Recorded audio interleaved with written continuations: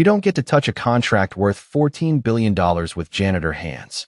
The sentence landed like shattered glass across the 72nd floor boardroom of Whitmore Dynamics. Conversations died instantly. The silverware stopped clinking.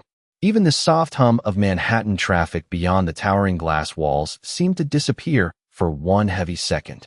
Ethan Whitmore didn't raise his voice when he said it. He didn't have to. Men like Ethan had spent their entire lives learning how to humiliate people quietly.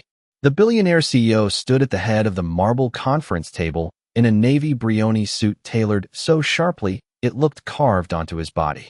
Behind him, the midnight skyline stretched across Manhattan like a kingdom built from money and sleepless ambition. Rain tapped softly against the glass. Inside the room, however, the atmosphere was colder than the storm outside. Naomi Carter froze beside the coffee station near the back wall. One hand still rested on the silver tray she had been carrying moments earlier.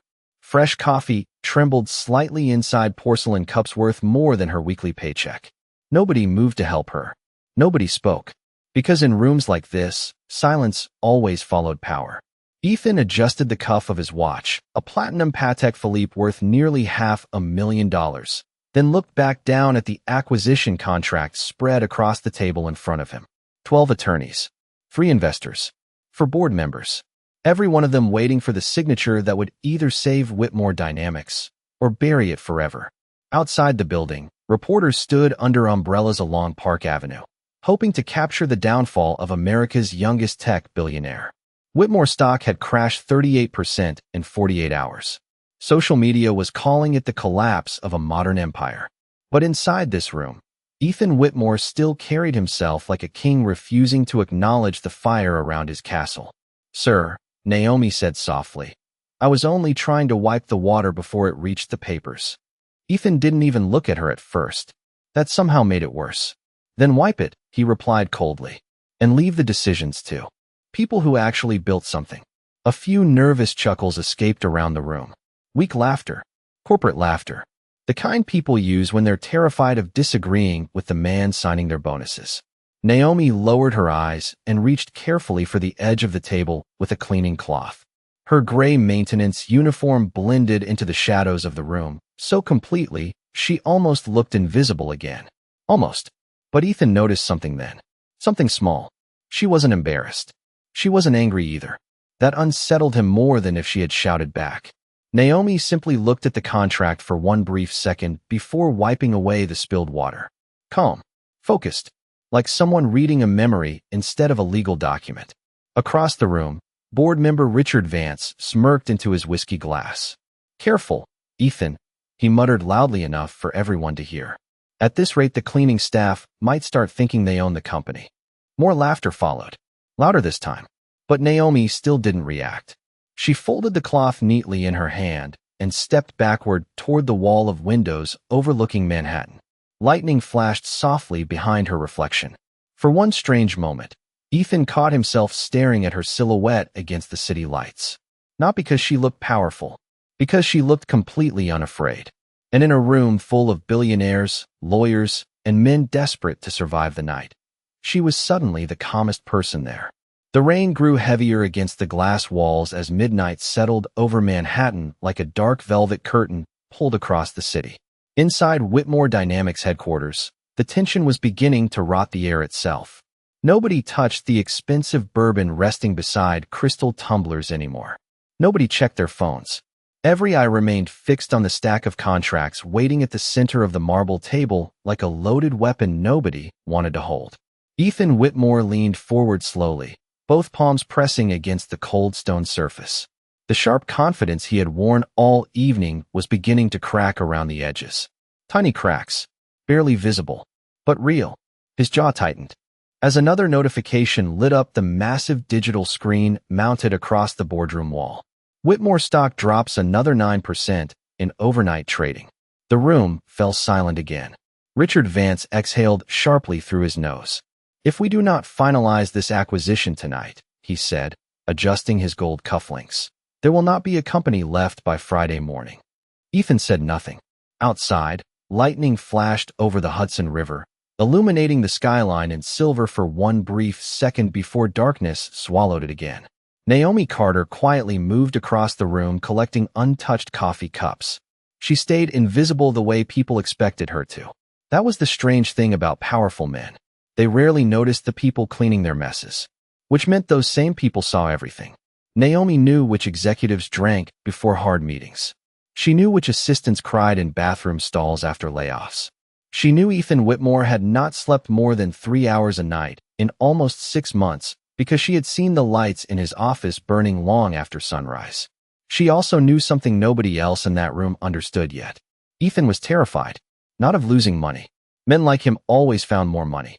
He was terrified of becoming irrelevant. The billionaire straightened his tie and finally reached for the pen resting beside the acquisition papers. Cameras from financial news networks waited downstairs for the official announcement.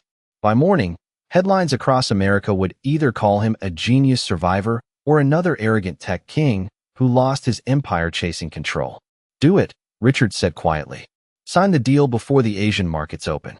Ethan picked up the pen, but his hand hesitated for half a second, just enough for Naomi to notice. Across the room, one of the younger board members laughed nervously while glancing toward Naomi near the windows. "Kind of funny," he muttered. "The cleaning lady has spent more time in this boardroom than half the executives." A few men smirked. Someone added, "Maybe she should run the company." More laughter. Thin laughter. Empty laughter. Naomi kept wiping the glass without reacting.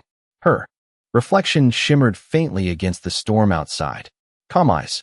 Steady breathing. No fear. Ethan looked toward her again despite himself. Something about her silence felt deliberate now. Not submission. Restraint. The difference unsettled him.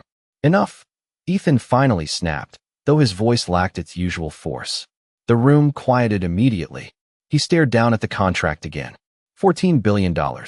20 years of work reduced to a signature. His father used to say that companies did not collapse all at once. They collapsed slowly, quietly, from the inside first. Ethan never understood that until tonight. He lowered the pen toward the paper. Then the boardroom doors suddenly opened. A senior legal advisor rushed inside, holding a thick black folder against his chest, rainwater still clinging to his coat sleeves. His face had gone pale. "Mr. Whitmore," he said breathlessly, "there is a problem with the ownership authorization." The entire room froze. Ethan slowly lifted his eyes. "What problem?" The attorney swallowed hard and opened the folder with trembling hands. According to the original founding agreement filed in Delaware 22 years ago, he stopped speaking when his eyes drifted toward Naomi, standing quietly beside the window. And for the first time that night, the attorney looked genuinely nervous. The storm outside seemed to press harder against the glass as every person in the boardroom turned toward Naomi Carter at the exact same moment. The silence no longer felt corporate. It felt personal, dangerous in a different way. Ethan Whitmore slowly lowered the pen onto the marble table without taking his eyes off the attorney standing near the doorway. "Explain," he said sharply. The attorney cleared his throat, but his voice still trembled. The original incorporation documents contain a protected succession clause tied to the founding shares. He opened the black folder carefully, like the papers inside suddenly weighed 100 pounds. Any transfer of majority ownership requires authorization from the surviving beneficiary listed by the original co-founder. Richard Vance frowned immediately. "That is impossible. Whitmore Dynamics only had one founder." The attorney hesitated. "Officially, yes." A strange expression crossed Ethan's face. Irritation at first, then confusion. "What do you mean officially?" The older man adjusted his glasses and looked again toward Naomi. 22 years ago, before Whitmore Dynamics became public, there was a private equity agreement involving your father and another investor whose identity remained sealed under a family trust. Ethan stared at him. "I know every investor my father ever worked with." "No, sir," the attorney replied quietly. "You know every investor the public was allowed to see." A low murmur spread across the room. Chairs shifted. Someone whispered under their breath. The skyline beyond the windows flashed silver as lightning rolled across the clouds over Manhattan. Naomi remained near the glass, one hand resting lightly against the cleaning cart beside her. Calm, silent, watching. Ethan turned toward her slowly now, his eyes narrowing for the first time all night. "Why are you looking at her?" he demanded. Nobody answered immediately. The attorney swallowed once more before speaking. Because Naomi Carter is listed in the succession file. The room exploded into overlapping voices. What? That cannot be serious. The maid. This has to be some kind of mistake. Richard Vance actually laughed out loud at first. A short, disbelieving laugh. You are telling me the cleaning lady has authority over a $14 billion acquisition. The attorney did not smile. I am telling you the acquisition cannot proceed without her signature. Ethan stood completely motionless. The city lights reflected faintly in his blue eyes, but something behind them had shifted. For the first time in years, he looked like a man who no longer understood the room he was standing in. Naomi finally moved. Slowly, deliberately. She placed the folded cleaning cloth onto the cart beside her and walked toward the table. The sound of her shoes crossing the marble floor echoed softly through the boardroom. No one laughed now. No one even breathed loudly. Ethan watched her approach with growing disbelief. Up close, Naomi did not look intimidated by the executives surrounding her. If anything, they suddenly looked unsettled by her. She stopped beside the table and glanced down at the contract that moments earlier had determined the future of an empire. That clause was supposed to stay sealed until your father passed away, she said quietly. Her voice was smooth, controlled, educated, not the nervous voice people expected from someone they had ignored all night. Ethan blinked once. You knew about this? Naomi looked at him directly for the first time. I have known about it since I was 11 years old. Another flash of lightning illuminated the room. Richard shook his head violently. No way. This is ridiculous. Naomi reached calmly into the pocket of her gray maintenance jacket and removed a small silver key attached to an old leather tag faded from years of use. Ethan's expression darkened instantly the moment he recognized it. The archive key. The private vault beneath Whitmore headquarters that only founding executives could access. His father used to carry the exact same key. The silver key rested in Naomi Carter's palm, like a secret too heavy for the room to carry. Nobody spoke. Nobody moved. Even the storm outside seemed quieter now, as if Manhattan itself were listening. Ethan Whitmore stared at the worn leather tag hanging from the keychain, his expression slowly draining of certainty. He remembered that key. As a child, he used to watch his father lock himself inside the private archive vault beneath Whitmore headquarters for hours at a time. No assistants, no board members, no lawyers, just silence behind a steel door nobody else was allowed to open. Ethan once asked him what was hidden down there. His father only smiled and said, "The truth always costs more than money, son." At the time, Ethan thought it was another billionaire lesson wrapped in mystery. Now it sounded different. Older, heavier. Naomi looked down at the key for one quiet moment before closing her fingers around it again. Your father trusted people differently than you do, she said softly. Richard Vance slammed his hand against the table. Enough with the riddles. His face had turned red beneath the boardroom lights. This woman cleans offices. You expect us to believe she somehow owns controlling authority over Whitmore Dynamics. Naomi met his glare without flinching. No, she answered calmly. I expect you to believe the legal documents sitting in front of you. The attorney quickly opened the black folder again and removed several yellowed papers sealed in transparent protectors. The trust was created in 2004 evenly, so she stepped away quietly while your father became the public founder. Ethan lowered the papers slowly. For the first time all night, he looked ashamed before he even understood why. Naomi glanced toward the rain sliding down the glass walls behind him. After she died, the trust transferred to me. I inherited the shares, the archive rights, and the final authorization clause. Richard shook his head violently. Then why stay here pushing cleaning carts? Naomi finally allowed herself the smallest smile. Not proud, not bitter, just tired. Because invisibility tells you the truth about people. Ethan felt those words hit harder than the stock crash, the acquisition, or the billions disappearing around him.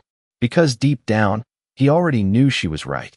The boardroom no longer felt like the center of a billion-dollar corporation. It felt like a courtroom where every lie told over 2 decades had suddenly walked back into the room wearing a gray maintenance uniform. Rain streaked across the 72nd floor windows while Manhattan glowed beneath the storm like a city refusing to sleep. Nobody touched their drinks anymore. Nobody checked stock prices. The numbers suddenly felt smaller than the woman standing beside the conference table. Ethan Whitmore slowly sat down, But for the first time in his adult life, the chair beneath him no longer looked like a throne. It looked heavy. Naomi Carter remained standing, calm beneath the sharp, white lights overhead. Richard Vance paced near the far side of the room with restless energy leaking from every movement. "This changes nothing," he snapped finally. "The acquisition still saves the company." Naomi looked toward him quietly. "No," she answered. "It saves the people responsible for destroying it." Richard stopped walking immediately. Ethan lifted his eyes toward her. "What does that mean?" Naomi reached toward the stack of contracts still spread across the marble table. Her fingers moved carefully across several pages before stopping on a section buried deep within the agreement. "Page 87, she said. "Paragraph 12. The attorneys scrambled to flip through their copies. Confused murmurs filled the room. One lawyer suddenly stiffened. Another removed his glasses entirely. Ethan frowned. "What is it?" The younger attorney swallowed hard. "The acquisition transfers all artificial intelligence patents to Vance Global Holdings after 90 days. Ethan looked sharply toward Richard. "That was never discussed." Richard immediately forced a smile, but the confidence behind it was beginning to rot. "It is standard restructuring language." "No," Naomi said calmly. "It is liquidation language." Silence. Sharp. Immediate. She stepped closer to the table now, her voice steady as rain tapped against the glass behind her. "Your company was never being rescued tonight. It was being harvested." Ethan stared at the documents again, reading faster now. Every page seemed uglier than the last. Employee pension restructuring. Department dissolutions. Overseas patent transfers. Mass layoffs hidden behind legal wording polished enough to sound harmless. His jaw tightened slowly. "How long did you know?" he asked without looking up. Naomi folded her hands in front of her. 3 months. Richard exploded. "You had no right monitoring confidential negotiations." Naomi turned toward him fully for the first time. "I cleaned this boardroom every night while you spoke openly in front of someone you assumed did not matter." Richard's face darkened. "You were spying." "No," Naomi replied softly. "You were careless." The room fell silent again because everybody knew she was right. Powerful people often revealed themselves most honestly around workers they considered invisible. Ethan leaned back slowly, rubbing one hand across his face. The exhaustion he had hidden beneath tailored suits and cold confidence was impossible to disguise now. "My father knew," he whispered eventually. Naomi nodded once. "That is why he protected the final authorization clause." Another flash of lightning illuminated the skyline behind her. Ethan remembered countless nights growing up inside the shadow of Whitmore Dynamics. His father always repeating the same lesson. Watch the people who never need attention to feel important. At the time, Ethan thought success meant becoming the loudest person in every room. Tonight, he realized his father had been warning him about men like Richard Vance all along. Naomi gently pushed the unsigned contract back across the marble table toward Ethan. "If you sign this," she said quietly, "Whitmore Dynamics survives on paper for 6 months." Ethan looked up at her. "And after that?" Naomi's eyes did not move. "After that, the company your father built disappears forever." The storm outside thundered across Manhattan again, but inside the boardroom something else had already broken apart. Ethan finally understood that losing billions was not the worst thing waiting for him tonight. The worst thing was discovering how blind power had made him. The thunder rolling above Manhattan sounded distant now, almost hollow beneath the crushing silence inside Whitmore Dynamics headquarters. Nobody in the boardroom looked powerful anymore. Not the attorneys in $6,000 suits. Not the investors clutching crystal glasses with shaking hands. And certainly not Richard Vance, whose carefully polished confidence was beginning to collapse under the weight of exposed greed. Ethan Whitmore remained seated at the head of the marble table, staring down at the acquisition contract like it had transformed into something poisonous. The massive digital clock on the wall glowed 12:43 a.m. Asian markets would open in less than 2 hours. Every second mattered now. Naomi Carter quietly stepped around the edge of the table and stopped beside the floor-to-ceiling windows overlooking Park Avenue. Below them, yellow taxi lights moved through the rain like tiny rivers of gold. She had seen this city from the shadows for years. Men rushing through revolving doors without noticing the workers polishing the glass behind them. Executives discussing billions while receptionists skipped lunch to afford subway fare. The higher people climbed, the less they seemed to notice who carried the weight beneath them. Ethan finally looked up at her again. "Why did you stay?" he asked quietly. The room turned toward Naomi once more. "You could have revealed yourself years ago. You could have taken control of everything." Naomi watched the rain slide down the windows before answering. "Because ownership and leadership are not the same thing." Richard scoffed immediately. "Spare us the inspirational speech." Naomi ignored him completely. "My mother believed companies are living things," she continued calmly. "Not machines. Not stock symbols. People." Ethan felt something tighten in his chest hearing those words. His father used to say almost the exact same thing before boardrooms and investors turned business into warfare. Naomi slowly turned back toward him. When she got sick, she knew she would not survive long enough to protect what she built. So she created the trust, not to hide power. Her eyes drifted across the room. To test character. Richard laughed harshly. And what exactly was the test? Naomi's expression never changed. Whether the company would still recognize human dignity once money became more important than people. Silence. Sharp and uncomfortable. Ethan lowered his eyes because deep down, he already knew the answer. Naomi reached into her maintenance cart and removed a thin blue folder nobody had noticed before. She placed it gently on the table in front of Ethan. 3 years ago, she said softly, your father visited me in the hospital 2 weeks before he died. Ethan's head snapped upward. You saw him? Naomi nodded. He told me not to intervene unless the company lost its soul. Ethan stared at her, stunned. And tonight? Naomi looked around the boardroom slowly. The frightened attorneys. The panicked investors. The unsigned contract designed to strip thousands of employees from their futures while a handful of executives walked away richer than ever. Tonight, she said quietly, I walked into this room and listened to men laugh at workers while planning to erase entire families with legal paperwork. Richard slammed both hands onto the table. This is business. Naomi met his glare calmly. No, this is greed wearing a necktie. Nobody defended him. Nobody even tried. The silence itself became an answer. Ethan opened the blue folder slowly. Inside were photographs from the earliest days of Whitmore Dynamics. Old servers. Tiny offices in Newark. Engineers crowded around folding tables eating. Pizza beside tangled wires. Then one final photograph stopped him cold. His father standing beside a young black woman smiling in front of the company's first prototype system. Lorraine Carter, Naomi's mother. Not hidden in the background. Not secondary. Standing beside him as an equal. Ethan felt his throat tighten unexpectedly. All these years he had inherited the empire without ever learning the truth about the people who built its foundation. Naomi watched him carefully. Your father was not ashamed of my mother, she said softly. He was ashamed of the world that forced her into the shadows. And for the first time in a very long time, Ethan Whitmore looked less like a billionaire and more like a son realizing he never truly knew the man he admired most. The rain finally began to slow outside the towering glass walls of Whitmore Dynamics. But inside the boardroom the atmosphere remained painfully heavy. Nobody knew where to look anymore. Not at the contracts. Not at the photographs spread across the marble table. And especially not at Naomi Carter, the woman they had dismissed for hours while she quietly held the future of the entire company in her hands. Ethan Whitmore sat motionless beneath the dim white lights overhead, staring at the old photograph of his father beside Lorraine Carter. The image disturbed him in ways he could not explain. His father looked different in that picture. Younger. Softer. Human. Not the cold legend Wall Street magazines had turned him into after billions transformed Whitmore Dynamics into a global empire.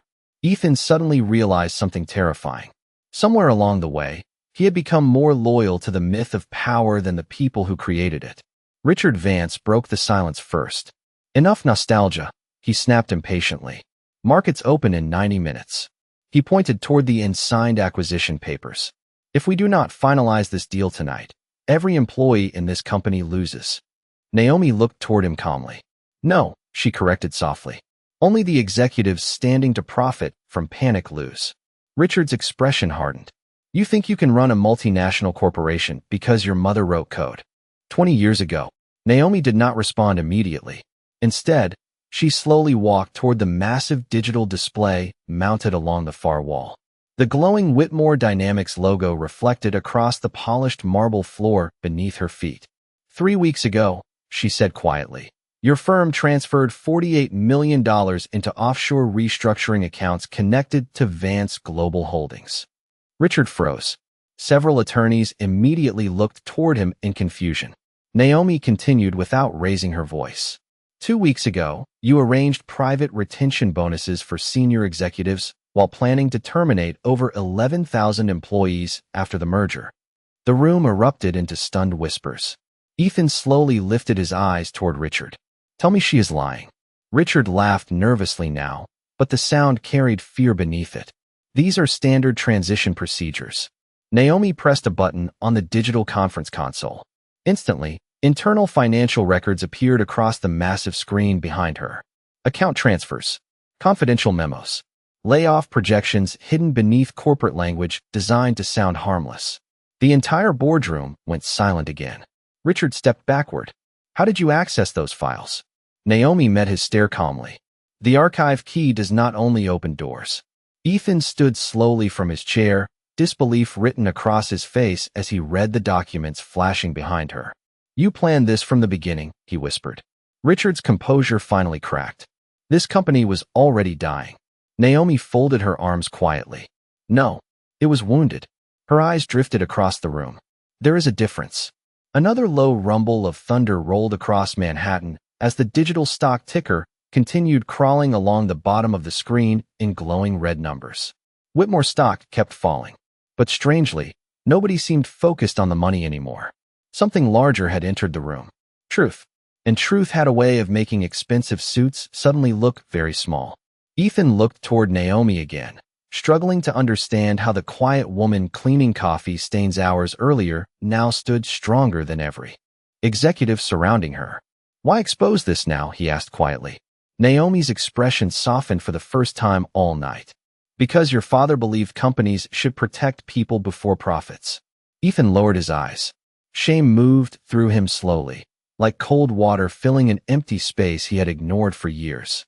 Naomi stepped toward the unsigned contract resting at the center of the table, the same document that had nearly destroyed everything. Then, without hesitation, she picked up the silver pen Ethan had dropped earlier. Every person in the room froze again. The storm outside had nearly passed now, but inside Whitmore Dynamics another kind of lightning was about to strike. Naomi Carter held the silver pen above the contract while the entire boardroom watched in complete silence. The city outside had begun to calm after hours of rain, but inside Whitmore Dynamics every heartbeat seemed louder than thunder. Ethan Whitmore stood only a few feet away from her now, no longer looking like the untouchable billionaire who had mocked her earlier that night. The sharp arrogance that once filled his posture had disappeared somewhere between the truth about his father and the betrayal hidden inside the acquisition deal. What remained looked painfully human. Naomi glanced down at the pages spread across the marble table. Billions of dollars. Thousands of jobs. Entire families whose futures would shift based on what happened in the next few seconds. Richard Vance suddenly stepped forward again, desperation finally replacing confidence. Do not do this, he snapped. If this merger collapses, investors will destroy the company by morning. Naomi slowly looked toward him. No, she replied quietly. People like you destroy companies long before markets do. Richard pointed toward the flashing red stock ticker still moving across the giant screen. Look around you. Whitmore Dynamics is bleeding. Naomi nodded once. Because leadership forgot the difference between growth and greed. Ethan lowered his eyes at those words. They landed hard because they were true. Somewhere between magazine covers, billion-dollar valuations, and endless competition, he had stopped seeing employees as people and started seeing them as numbers attached to quarterly reports. Naomi finally placed the pen against the contract. Every person in the room held their breath. Then, calmly and without hesitation, she drew a single line straight across the signature page. The acquisition agreement was void. Gasps broke through the boardroom instantly. One attorney nearly dropped his folder. Another rushed toward the digital conference phone as if canceling the merger fast enough might stop the panic already spreading through Wall Street. Richard looked stunned, truly stunned, like a man watching his reflection crack apart in real time. You just destroyed $14 billion, he whispered. Naomi set the pen down gently. No, she answered. I stopped 11,000 people from losing their livelihoods so executives could collect bonuses. Richard opened his mouth to argue, but security officers suddenly entered the boardroom behind him. Ethan had pressed the silent alert button beneath the conference table minutes earlier without anyone noticing. The lead officer approached carefully. "Mr. Vance," he said firmly, "we are going to need you to come with us pending investigation into financial misconduct." Richard stared at Ethan in disbelief. "You are siding with her?" Ethan looked toward Naomi quietly before answering. No, his voice sounded lower now. "Tired. Honest. I am finally siding with the truth." Richard's face twisted with anger, but nobody defended him as security escorted him from the room. Not one board member moved. Fear had disappeared. Shame had replaced it. The doors closed softly behind him. Silence returned once more. But this silence felt different. Cleaner somehow. Ethan slowly sat back down in his chair and rubbed both hands across his face. The exhaustion inside him no longer looked like stress from losing money. It looked deeper than that. Like a man realizing he had spent years becoming someone his younger self would not recognize. Naomi quietly gathered the old photographs from the table and slid them back into the blue folder. Ethan watched her carefully. "You could take everything from me right now," he said softly. Naomi looked at him for a long moment before answering. "That would make me exactly like the people who almost destroyed this company tonight." Ethan swallowed hard. The city lights reflected against the tears beginning to form in his eyes before he quickly looked away. Not because he was weak, because for the first time in years, he felt something money could not control. Regret. Naomi walked toward the windows overlooking Manhattan as the first faint hints of dawn began appearing behind the skyline. "Your father once told my mother something," she said quietly without turning around. Ethan lifted his eyes toward her. "What?" Naomi watched the horizon slowly brighten over the sleeping city. "He said companies survive because of people nobody notices until it is too late." And standing there beneath the fading storm clouds, Ethan Whitmore finally understood why the quiet woman carrying a cleaning cart had become the strongest person in the room. By the time the sun began rising over Manhattan, the storm had disappeared completely. Golden light spilled across the glass towers of the city, turning rainwater into rivers of fire along the streets below. Inside Whitmore Dynamics headquarters, however, nobody cared about the skyline anymore. Something far more important had shifted during the night. The boardroom looked different in daylight. Less intimidating.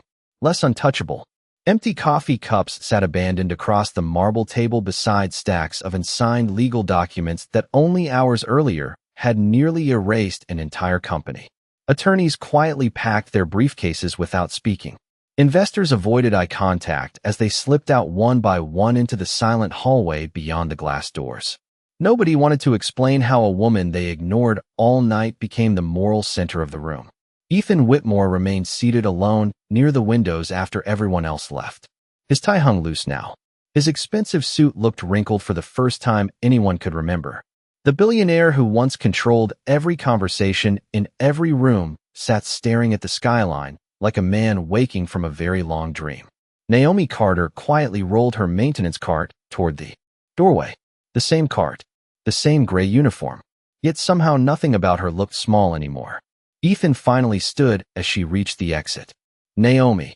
She paused, but did not turn around immediately. Ethan swallowed hard before speaking again. "Why did you really stay all these years?" Naomi looked back at him softly. Morning sunlight touched the side of her face while the city glowed behind her. "Because my mother loved this company before money poisoned it," she answered. Ethan lowered his eyes. Shame still sat heavily on his shoulders, but something else had appeared beside it now. Understanding. Naomi walked slowly back toward the conference table and placed the silver archive key gently beside him. "Whitmore Dynamics does not need another king," she said quietly. "It needs someone willing to see people again." Ethan stared down at the key without touching it. "After the way I treated you tonight," his voice weakened slightly. "Why would you trust me with anything?"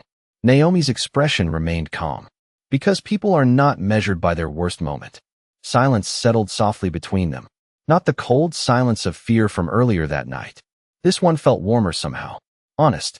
Ethan looked toward the city beyond the windows as thousands of office lights flickered awake across Manhattan. Receptionists arriving early. Janitors cleaning empty hallways. Security guards finishing overnight shifts. People he had passed for years without truly seeing. His throat tightened unexpectedly. I spent so much time trying to become powerful, he admitted quietly, that I forgot what power was supposed to protect. Naomi nodded once. That happens when success becomes louder than humanity. Ethan looked at her again, but this time there was no arrogance left in his eyes. Only gratitude. Real gratitude. The kind money cannot purchase. Naomi reached for the handle of her maintenance cart once more.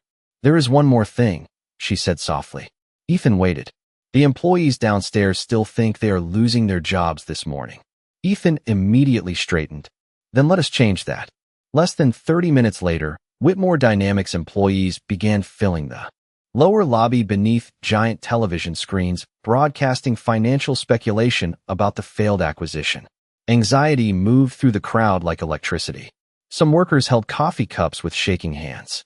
Others quietly updated resumes on their phones. Then the elevator doors opened. Ethan Whitmore stepped into the lobby beside Naomi Carter. Conversation stopped instantly. The billionaire looked across the crowded room slowly before speaking into the microphone waiting near the reception desk. Nobody here is losing their future today, he said firmly. Shock spread across hundreds of exhausted faces. Ethan glanced briefly toward Naomi beside him before continuing. Because this company was built by people who mattered long before Wall Street noticed us. Naomi remained silent while employees stared at her in confusion, curiosity, and growing respect. Ethan took one slow breath. Then for the first time in years, the billionaire smiled without pretending. Good morning, he said softly to the janitor standing nearest the front doors. The older man looked stunned for half a second before smiling back. And somewhere high above Manhattan, sunlight poured across the glass walls of Whitmore Dynamics like the city itself had finally decided to let the light back in.